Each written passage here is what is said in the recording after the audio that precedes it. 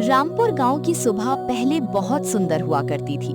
सूरज की पहली किरण जैसे ही गांव की मिट्टी पर पड़ती, खेतों में काम करने वाले किसान अपने बैलों के साथ निकल पड़ते। तालाब के किनारे बच्चे खेलते और औरतें कुएं से पानी भरते हुए गीत गाती। लेकिन अब सब बदल चुका था।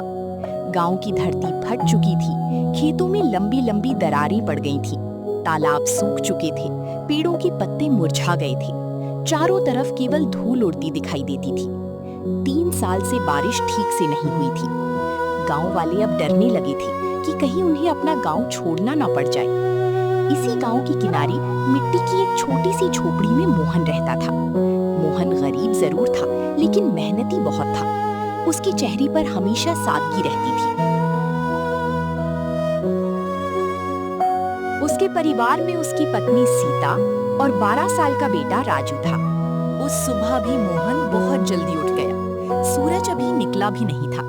उसने पुराने घड़े से थोड़ा पानी लिया और मुंह धोया। सीता चूल्हे के पास बैठी सूखी लकड़ियां जला रही थी, लेकिन चूल्हे पर रखने के लिए ज्यादा कुछ नहीं था। मोहन धीरे से बोला, कुछ बचा है खाने को? सीता कुछ पल चुप रही। फिर उसने एक छोटी डिब्बी दिखाई। बस थोड़ा सा आटा बचा है। मोहन की आंखें झुक गईं। राजू अंदर से भागते हुए आया।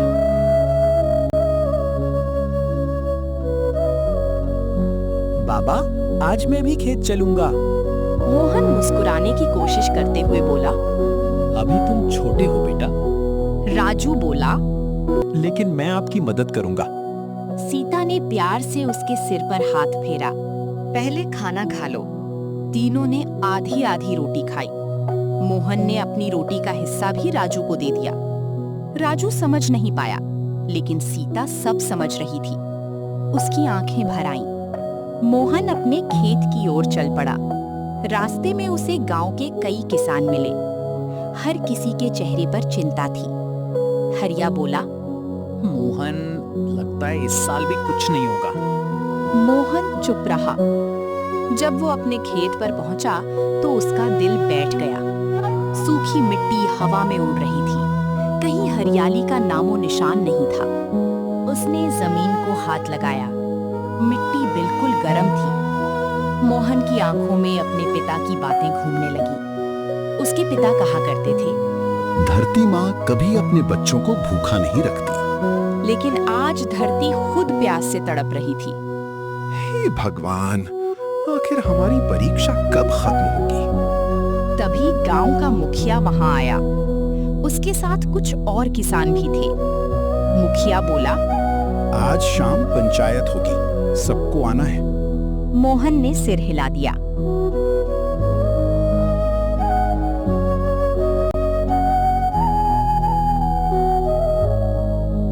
शाम होते होते पूरा गांव चौपाल में इकट्ठा हो गया। मुखिया ने भारी आवाज में कहा, गांव के कुएं लगभग सूख चुके हैं। अगर अगले कुछ दिनों में बारिश नहीं हुई तो हमें पानी के लिए दूसरे गांवों पर निर्भर होना पड़ेगा। ये सुनते ही औरतों में फुसफुसाहट शुरू हो गई। एक बूढ़ी औरत रोने लगी। हम अपना गांव छोड़कर नहीं जाएंगे। लेकिन सच बहुत कठोर था।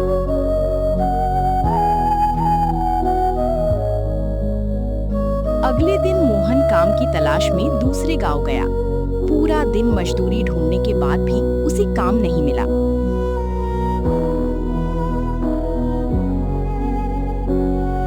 थका हुआ मोहन शाम को जंगल वाले रास्ते से वापस लौट रहा था। सूरज डूब चुका था। जंगल में अजीब सा सन्नाटा था। अचानक उसे किसी के कराहने की आवाज सुनाई दी। मोहन रुका। उसने आवाज की दिशा में देखा। एक बूढ़ा साधु पेड़ के नीचे पड़े थे। उनके कपड़े धूल से भरे थे। चेहरा कमजोर लग रहा था। मोहन तुरंत उनके पास गया। बाबा, क्या हुआ? साधु ने धीरे से आंखें खोली। पानी। मोहन के पास केवल एक छोटी बोतल बची थी। वही पानी वो अपने बेटे राजू के लिए लेकर जा रहा था। कुछ पल के लिए वो सोच में पड़ गया। फिर उसने बिना कुछ सोचे पूरी बोतल साधु को दे दी। साधु ने पानी पीकर राहत की सांस ली। फिर वो मोहन को ध्यान से देखने लगे। तुम्हारा दिल बहुत साफ है। मोहन हल्का सा मुस्कुराया। प्यासे को पानी पिलाना इंसानियत है बाबा। साधु की आंखों में चमक आ गई। उन्होंने कहा, कल सूरज निकलने से पहले अपने खेत के बीचों बीच खुदाई करना। मोहन चौंक गया। लेकिन वहां तो कुछ भी नहीं है। साधु मुस्कुराए। धरती के नीचे हमेशा रहस्य छिपे होते हैं। इतना कहकर उन्होंने अपनी आंखें बंद की। तेज हवा चली। मोहन ने एक पल के लिए आंखें झपकी और जब उसने दोबारा देखा, वहां कोई नहीं था। मोहन का दिल जोर जोर से धड़कने लगा।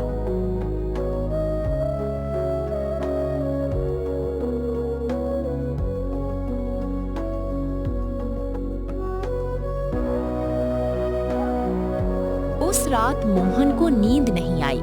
वो बार बार उसी साधु के बारे में सोचता रहा। आधी रात को उसकी आंख लग गई और तभी उसने एक अजीब सपना देखा। सपने में पूरा गांव सूखा पड़ा था। लोग प्यास से तड़प रहे थे। अचानक धरती फटने लगी और जमीन के नीचे से तेज रोशनी निकली। उस रोशनी में वही साधु दिखाई दिए। उन्होंने कहा, धरती तुम्हारी परीक्षा ले रही है, हार मत मानो। मोहन अचानक डरकर उठ बैठा। उसका पूरा शरीर पसीने से भीगा हुआ था। बाहर अभी अंधेरा था। उसने तय कर लिया, वो सुबह खुदाई जरूर करेगा। सूरज निकलने से पहले ही मोहन खेत पहुंच गया। उसने कुदाल उठाई और खुदाई शुरू कर दी। शुरुआत में सब शांत था, लेकिन धीरे धीरे गांव वाले वहां आने लगे। हरिया हंस पड़ा।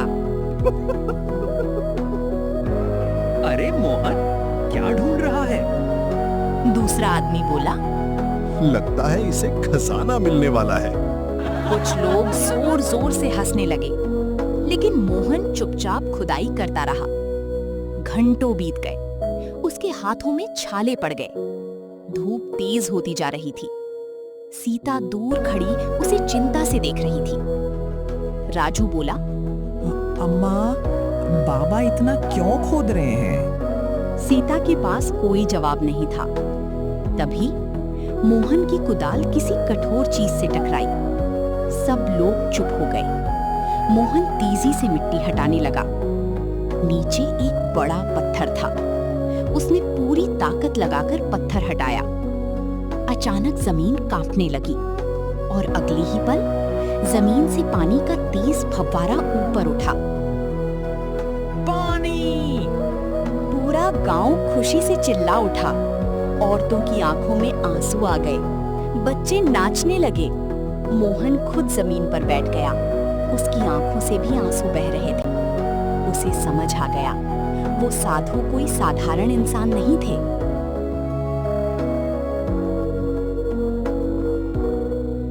कुछ दिनों में गांव वालों ने वहां एक बड़ा कुआं बना दिया। लेकिन ये कोई साधारण कुआं नहीं था। उसका पानी कभी खत्म नहीं होता था। चाहे कितनी भी गर्मी हो, कुएं का पानी हमेशा ठंडा और साफ रहता। धीरे धीरे गांव की जिंदगी बदलने लगी। सूखे खेत फिर से हरे होने लगे। तालाब भरने लगे। लोगों के चेहरों पर मुस्कान लौट आई। लेकिन गांव में एक इंसान ऐसा भी था जिसे ये सब देखकर खुशी नहीं हो रही थी। उसका नाम था रघु। रघु बहुत लालची आदमी था। वो हमेशा सोचता रहता था कि कैसे जल्दी अमीर बना जाए। एक दिन उसने कुएं को देखते हुए कहा, अगर ये कुआं मेरा हो जाए तो मैं पूरे इलाके का सबसे अमीर आदमी बन जाऊंगा।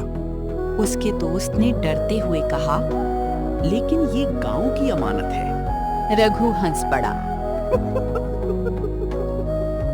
दुनिया में अमानत जैसी कोई चीज नहीं होती, सिर्फ पैसा होता है। उसकी आंखों में लालच साफ दिखाई दे रहा था। दूसरी तरफ मोहन पहले जैसा ही सरल इंसान था। अब लोग उसका बहुत सम्मान करने लगे थे। गांव वाले कहते, अगर मोहन उस दिन खुदाई नहीं करता तो आज हम सब प्यासे मर रहे होते। लेकिन मोहन हमेशा यही कहता, ये सब भगवान की कृपा है।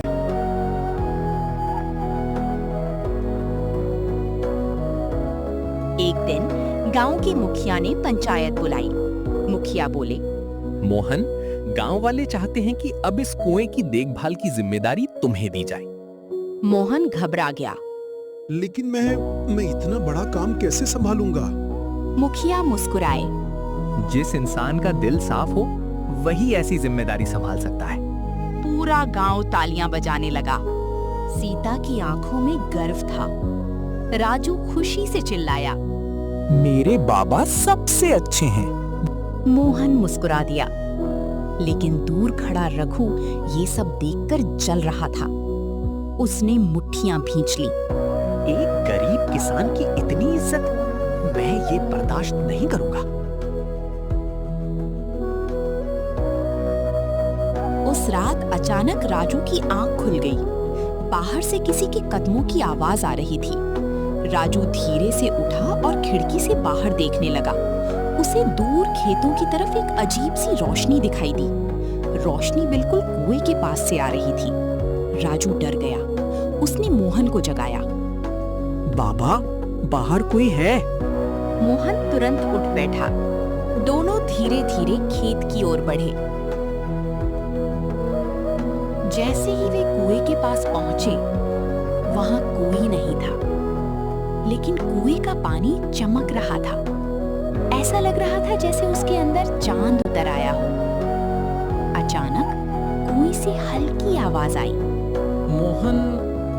मोहन का दिल जोर से धड़कने लगा। सीता भी पीछे पीछे वहां पहुंच गई। तीनों डर गए। तभी पानी में हलचल हुई और कुछ पल बाद उसी पानी में साधु का चेहरा दिखाई दिया। राजू डरकर मोहन के पीछे छिप गया। साधु की आवाज गूंजने लगी, इस कुएं की रक्षा करना, क्योंकि जल्द ही इस पर खतरा आने वाला है। इतना कहकर पानी फिर शांत हो गया। चारों तरफ सन्नाटा छा गया। सीता कांपती हुई बोली, ये क्या था? मोहन धीरे से बोला, लगता है बाबा हमें चेतावनी दे रहे हैं।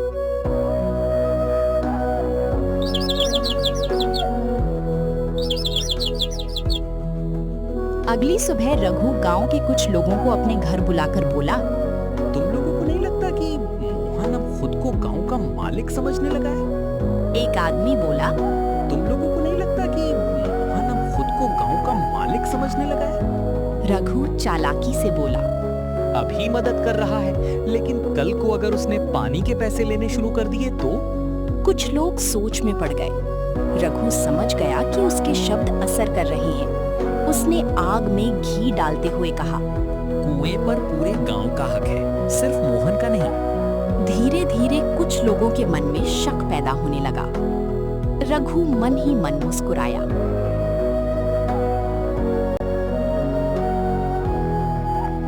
एक दिन राजू अपने दोस्तों के साथ जंगल के किनारे खेल रहा था। खेलते खेलते उसकी गेंद झाड़ियों में चली गई। राजू गेंद ढूंढते ढूंढते जंगल के अंदर चला गया। लेकिन जब उसने पीछे मुड़कर देखा, उसके दोस्त कहीं दिखाई नहीं दिए। चारों तरफ घना जंगल था। पेड़ों की अजीब आवाजें आने लगी। राजू डर गया। कोई है? लेकिन जवाब में केवल हवा की आवाज आई। अचानक उसे दूर वही चमकती रोशनी दिखाई दी जो उसने उस रात कुएं के पास देखी थी। राजू धीरे धीरे उस रोशनी की तरफ बढ़ने लगा। कुछ दूर जाने के बाद उसने देखा एक पुराना टूटा हुआ मंदिर। मंदिर के अंदर दिए जल रहे थे। राजू कांपते हुए अंदर गया और तभी उसे वही साधु दिखाई दिए। राजू डरकर पीछे हट गया, लेकिन साधु मुस्कुराए। डरो मत बेटा। राजू हकलाते हुए बोला, आप कौन हैं? साधु ने उसकी तरफ देखा। मैं उस रहस्य का रक्षक हूँ जो तुम्हारे गांव को बचा सकता है। राजू कुछ समझ नहीं पाया। तभी साधु ने गंभीर आवाज में कहा, लेकिन सावधान रहना, क्योंकि गांव में एक ऐसा इंसान है जो लालच में अंधा हो चुका है। राजू को तुरंत रघु याद आ गया। उधर रघु अब पहले से ज्यादा चालाक हो चुका था। उसे समझ आ गया था कि सीधे कुएं को नुकसान पहुंचाना आसान नहीं होगा। इसलिए उसने गांव वालों के मन में जहर घोलना शुरू किया। वो चौपाल में जोर से बोला, क्या तुम्हें नहीं लगता कि मोहन अब खुद को बहुत बड़ा आदमी समझने लगा है? कुछ लोग चुप रहे। रघु बोला, आज पानी मुफ्त दे रहा है, लेकिन कल को अगर उसने पानी बंद कर दिया तो? एक आदमी बोला, मोहन ऐसा कभी नहीं करेगा। रघु हंस पड़ा। गरीबी इंसान को बदल देती है। धीरे धीरे कुछ लोग शक करने लगे। रघु मन ही मन खुश हो रहा था। उसे पता था अगर गांव वाले मोहन के खिलाफ हो गए तो कुएं पर कब्जा करना आसान हो जाएगा। इधर मंदिर में राजू अभी भी साधु की बातें सुन रहा था। राजू ने डरते हुए पूछा, अगर कुआं सूख गया तो? साधु बोले, तब रामपुर फिर बर्बाद हो जाएगा। राजू की आंखों में आंसू आ गए। मैं ऐसा नहीं होने दूंगा। साधु मुस्कुराए। तुम्हारा दिल अपने पिता जैसा साफ है।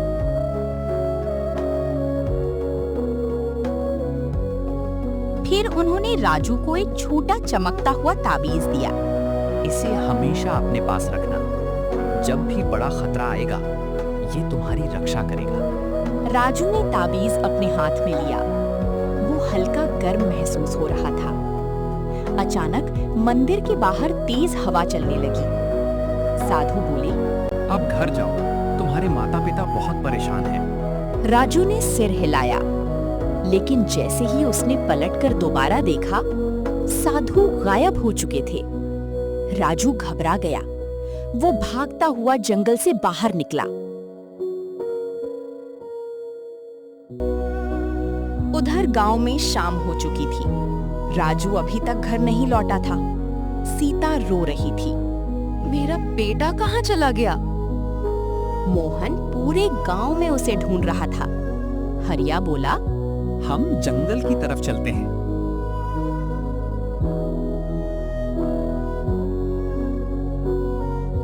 गांव वाले जंगल में खोजने लगे। तभी दूर से किसी बच्चे की आवाज आई। बाबा। मोहन ने तुरंत आवाज पहचानी। राजू? कुछ देर बाद राजू दौड़ता हुआ उनके पास आ गया। सीता ने उसे कसकर गले लगा लिया। तू ठीक तो है? राजू डर के मारे कांप रहा था। मोहन ने पूछा, क्या हुआ बेटा? राजू ने मंदिर और साधु की सारी बातें बता दी। सभी लोग हैरान रह गए। हरिया डरते हुए बोला, जंगल वाला पुराना मंदिर? वहां तो कोई नहीं जाता। लेकिन मोहन समझ गया था कि ये कोई साधारण बात नहीं है। उस रात गांव में अजीब बेचैनी थी। आसमान में काले बादल छाए हुए थे। आधी रात को अचानक कुएं की तरफ से जोर की आवाज आई। मोहन तुरंत उठ गया। वह मशाल लेकर बाहर भागा।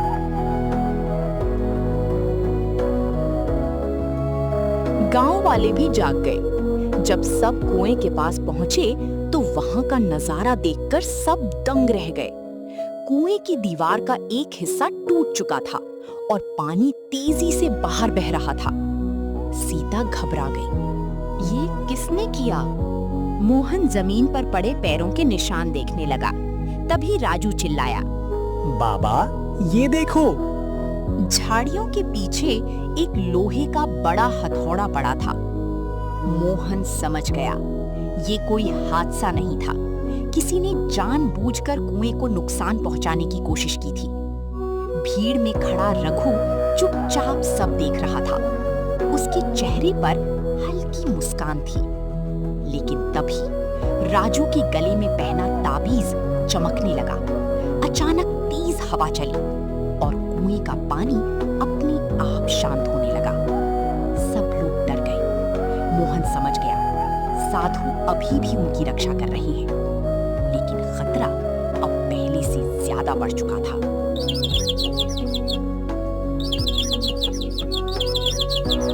रामपुर गांव में सुबह होते ही कुएं पर लोगों की भीड़ जमा हो गई। हर कोई पिछली रात हुई घटना के बारे में बात कर रहा था। किसने कुएं की दीवार तोड़ी होगी? क्या कोई दुश्मन गांव में आ गया है? कहीं ये अपशकुन तो नहीं? चारों तरफ डर और बेचैनी फैल चुकी थी। मोहन टूटी हुई दीवार को ध्यान से देख रहा था। उसे साफ समझ आ गया था कि ये काम किसी इंसान ने किया है, लेकिन कौन? उसी समय रघु आगे आया। उसने ऊंची आवाज में कहा, मैं तो पहले ही कह रहा था ये कुआं साधारण नहीं है। अब देख लिया ना सबने। कुछ लोग डर गए। एक बूढ़ा आदमी बोला, अगर ये कुआं श्रापित हुआ तो? रघु ने चालाकी से कहा, शायद हमने किसी गलत इंसान को इसकी जिम्मेदारी दे दी। ये सुनकर मोहन चौंक गया। कहना क्या चाहते हो रघु? रघु धीरे से मुस्कुराया। मैं सिर्फ इतना कह रहा हूँ, जिस दिन से ये कुआं मिला है, गांव में अजीब घटनाएं शुरू हो गई हैं। भीड़ में खुसर-पुसर शुरू हो गई। रघु समझ गया कि उसके शब्द असर कर रहे हैं। उधर राजू अपने गले में पहने ताबीज को बार-बार देख रहा था। पिछली रात जब कुएं का पानी उफान मार रहा था, तब वही ताबीज चमकने लगा था। राजू को साधु की बातें याद आईं। जब भी बड़ा खतरा आएगा, ये तुम्हारी रक्षा करेगा। राजू सोच में पड़ गया। आखिर इस ताबीज में ऐसी कौन सी शक्ति थी? उस रात वो चुपके से घर से बाहर निकला। चांदनी पूरे गांव में फैली हुई थी। राजू धीरे-धीरे कुएं के पास पहुंचा। जैसे ही वो पानी के करीब गया, उसका ताबीज हल्का चमकने लगा। राजू डर गया। अचानक कुएं का पानी गोल-गोल घूमने लगा और पानी के अंदर कुछ दिखाई देने लगा। राजू ध्यान से देखने लगा। उसे पानी के अंदर एक पुरानी सुरंग दिखाई दी। उस सुरंग में अजीब चमक थी। राजू की सांसें तेज हो गईं। ये क्या है? तभी पीछे से आवाज आई, उसे हर कोई नहीं देख सकता। राजू पलटा। वही साधु उसके पीछे खड़े थे। राजू जल्दी से साधु के पास गया। बाबा, पानी के अंदर सुरंग क्यों दिखाई दे रही है? साधु कुएं की तरफ देखने लगे। क्योंकि अब समय करीब आ रहा है। राजू कुछ समझ नहीं पाया। किस चीज का समय? इस कुएं के नीचे केवल पानी नहीं है, वहाँ एक प्राचीन शक्ति छिपी हुई है। राजू डर गया। कैसी शक्ति? साधु धीरे-धीरे बोले, बहुत साल पहले इस गांव की रक्षा के लिए ऋषियों ने अपनी तपस्या की ऊर्जा यहाँ बंद कर दी थी। वही शक्ति इस कुएं को जिंदा रखती है। राजू मंत्रमुग्ध होकर सुनता रहा।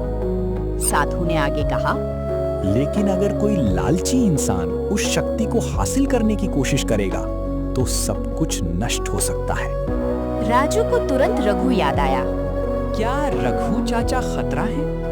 साधु ने सीधे जवाब नहीं दिया, लेकिन उनकी आंखों की चिंता सब बता रही थी।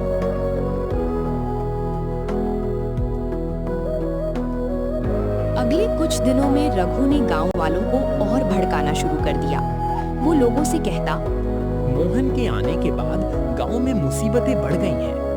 कुछ लोग उसके झांसे में आने लगे।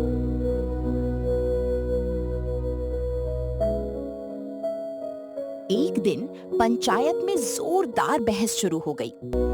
रघु बोला, कुएं की जिम्मेदारी अब पंचायत को दे देनी चाहिए। हरिया गुस्से में बोला, मोहन ने कभी किसी का बुरा नहीं किया।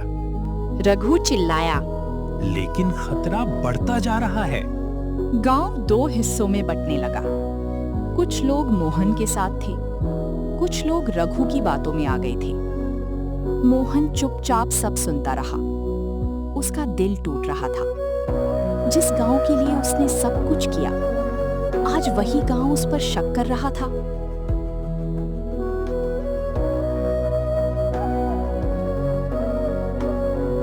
उस रात सीता बहुत परेशान थी। उसने मोहन से कहा, मुझे अच्छा नहीं लग रहा, गांव बदलता जा रहा है। मोहन धीरे से बोला, सच हमेशा देर से जीतता है सीता।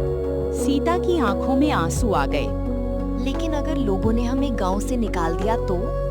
मोहन कुछ पल चुप रहा, फिर बोला, अगर मैंने कोई गलत काम नहीं किया तो भगवान हमारा साथ जरूर देंगे। राजू चुपचाप उनकी बातें सुन रहा था। उसने तय कर लिया, वो रघु की सच्चाई सबके सामने लाकर रहेगा।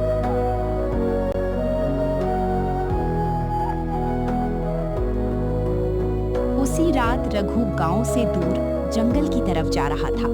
वो बार बार पीछे मुड़कर देख रहा था ताकि कोई उसे देख न ले। कुछ देर बाद वो जंगल के बीच एक खंडहर तक पहुंचा। वहां पहले से 2 अजनबी आदमी खड़े थे। एक आदमी बोला, क्या वही कुआं है? रघु ने सिर हिलाया। हाँ, उसके नीचे जरूर कोई खजाना छिपा है। दूसरा आदमी हंस पड़ा। अगर ये सच हुआ तो हम बहुत अमीर बन जाएंगे। रघु की आंखों में लालच चमक उठा। लेकिन ध्यान रहे, गांव वालों को कुछ पता नहीं चलना चाहिए। उन्हें नहीं पता था, पास की झाड़ियों में छिपा राजू उनकी सारी बातें सुन रहा था। राजू डर गया। अब उसे समझ आ गया था, रघु सिर्फ कुएं को नहीं, पूरे गांव को खतरे में डालने वाला था। झाड़ियों के पीछे छिपा राजू डर से कांप रहा था। उसके पैर के नीचे सूखी टहनी टूट चुकी थी। रघु जोर से चिल्लाया। कौन है वहां? दोनों आदमी तुरंत झाड़ियों की तरफ बढ़ने लगे। राजू की सांसें तेज हो गईं। उसने धीरे धीरे पीछे हटने की कोशिश की, लेकिन तभी एक आदमी की नजर उस पर पड़ गई। अरे, यहाँ कोई बच्चा है। राजू घबरा गया और अगले ही पल वो पूरी ताकत से जंगल की तरफ भाग पड़ा। राजू तेजी से भाग रहा था। पीछे से रघु और उसके आदमी चिल्ला रहे थे, उसे पकड़ो, वो सब सुन चुका है। राजू की आंखों में डर साफ दिखाई दे रहा था। अंधेरे जंगल में उसे रास्ता भी ठीक से दिखाई नहीं दे रहा था। पेड़ों की शाखाएं उसके चेहरे पर लग रही थीं, कांटे उसके पैरों में चुभ रहे थे, लेकिन वो रुका नहीं। उसे पता था, अगर पकड़ा गया तो बहुत बुरा हो सकता है।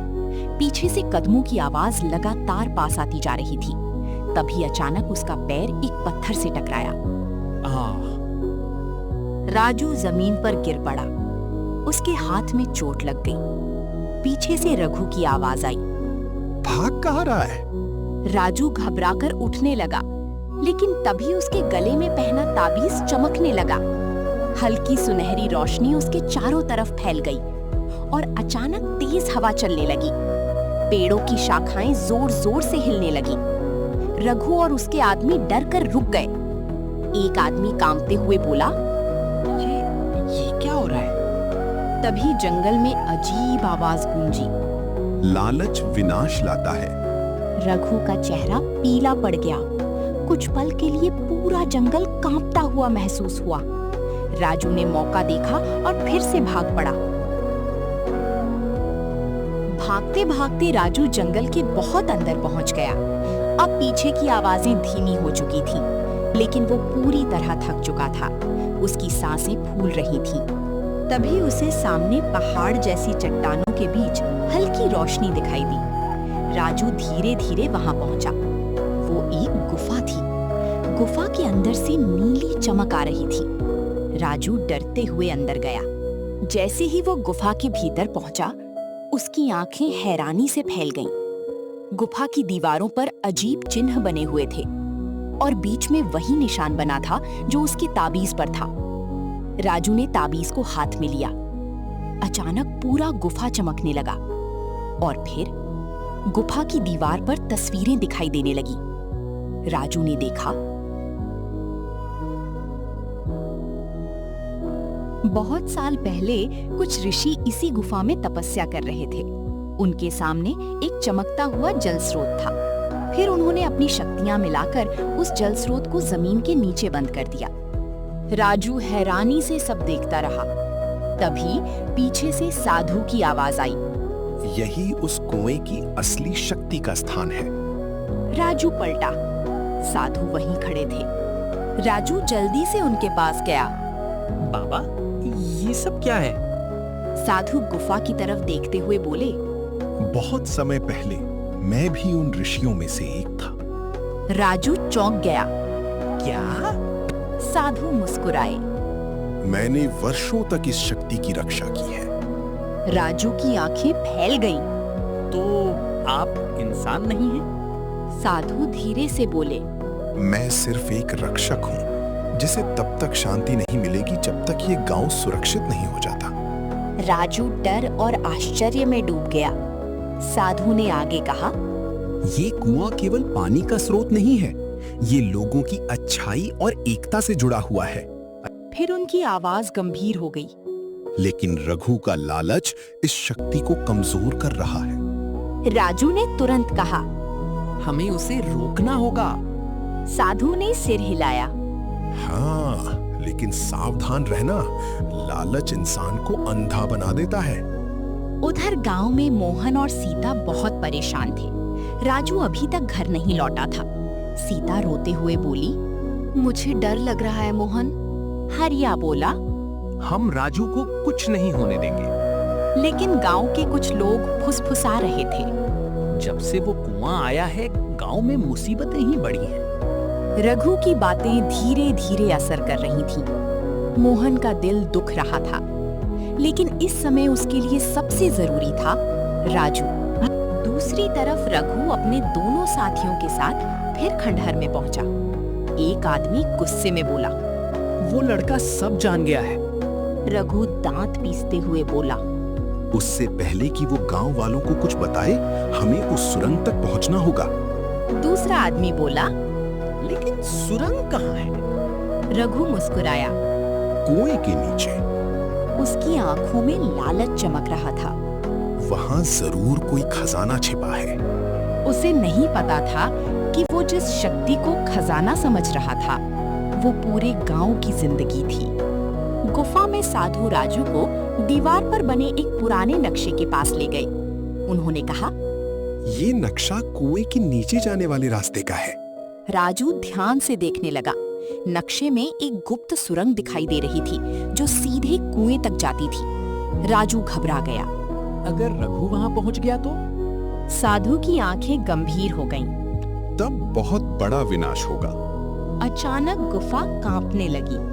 दीवारों से मिट्टी गिरने लगी। राजू डर गया। साधु ने तुरंत कहा, समय बहुत कम है।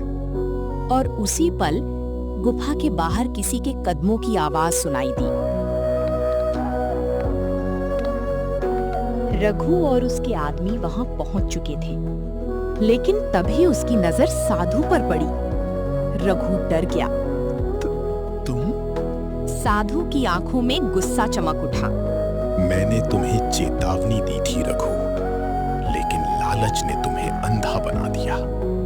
रघु हंस पड़ा। मुझे किसी जादू से डर नहीं लगता। अब ये शक्ति मेरी होगी। उसने अपने आदमियों को आगे बढ़ने का इशारा किया। दोनों आदमी नक्शे की तरफ भागे। तभी राजू का तावीज तेज चमकने लगा। पूरा गुफा रोशनी से भर गया। अचानक जमीन कांपी। दीवारों पर बने चिन्ह चमक उठे और अगले ही पल एक तेज ऊर्जा की लहर पूरे गुफा में फैल गई। रघु के दोनों आदमी दूर जाकर गिर पड़े। वे डर की मारी कांपने लगे। एक आदमी चिल्लाया, हमें यहाँ से निकलना चाहिए। लेकिन रघु अभी भी लालच में पागल था। वो गुफा के बीच बने चमकते पत्थर की तरफ दौड़ा। जैसे ही उसने पत्थर को छुआ, पूरा गुफा जोर से कांप उठा। बाहर आसमान में बिजली चमकने लगी। गांव की तरफ से तेज हवाएं चलने लगी। साधु जोर से बोले, रघु, अगर ये शक्ति जाग गई तो पूरा गांव बर्बाद हो जाएगा। लेकिन रघु नहीं रुका। उसकी आंखों में केवल लालच था। अचानक पत्थर से काली ऊर्जा निकलने लगी। गुफा में डरावनी आवाजें गूंजने लगी। राजू डर गया। बाबा, अब क्या होगा? साधु ने राजू की तरफ देखा। अब केवल तुम्हारा साफ दिल ही इस शक्ति को शांत कर सकता है। राजू कांपते हुए आगे बढ़ा। उसने आंखें बंद की और मन ही मन भगवान से प्रार्थना की, कृपया हमारे गांव को बचा लीजिए। अभी उसका ताबीज चमकने लगा। उससे निकलती सुनहरी रोशनी पूरे गुफा में फैल गई। धीरे धीरे काली ऊर्जा कमजोर पड़ने लगी। रघु घबरा गया। नहीं, ये शक्ति मेरी है। लेकिन उसी समय जमीन फट गई। रघु संतुलन खोकर नीचे गिर पड़ा। वो डर के मारे चिल्लाने लगा, मुझे बचाओ। मोहन और गांव वाले भी आवाज सुनकर गुफा तक पहुंच चुके थे। मोहन तुरंत आगे बढ़ा और रघु का हाथ पकड़ लिया। रघु रोने लगा। मुझे माफ कर दो मोहन, लालच ने मुझे अंधा कर दिया। उसी समय साधु ने अपनी शक्ति से उस चमकते पत्थर को फिर से शांत कर दिया। धीरे धीरे गुफा का कंपन रुक गया, सब कुछ शांत हो गया। रघु जमीन पर बैठकर रोने लगा। उसे अपनी गलती का एहसास हो चुका था।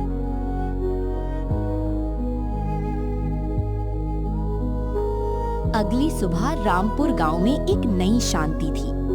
आसमान में काले बादल छाए हुए थे और कई सालों बाद बारिश शुरू हुई। गांव वाले खुशी से झूम उठे। बच्चे बारिश में नाचने लगे। सूखी धरती पानी से भीगने लगी। मोहन आसमान की तरफ देखकर मुस्कुराया। सीता की आंखों में खुशी के आंसू थे। राजू जोर से बोला, बाबा, आखिर बारिश आ गई। पूरा गांव कुएं के पास इकट्ठा हो गया। रघु सबके सामने आया। उसका सिर शर्म से झुका हुआ था। मैंने लालच में आकर बहुत बड़ी गलती की। अगर हो सके तो मुझे माफ कर दीजिए। कुछ पल के लिए सन्नाटा छा गया।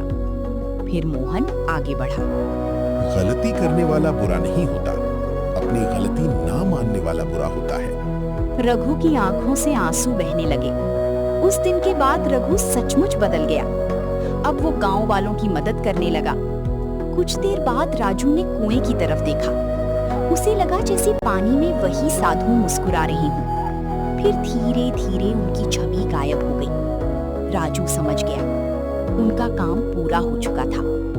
धीरे धीरे रामपुर गांव फिर से खुशहाल हो गया। खेतों में हरियाली लौट आई, तालाब भर गए, लोग प्यार और एकता से रहने लगे और मोहन का जादुई कुआं हमेशा गांव को याद दिलाता रहा कि इंसानियत और अच्छाई से बड़ी कोई ताकत नहीं होती।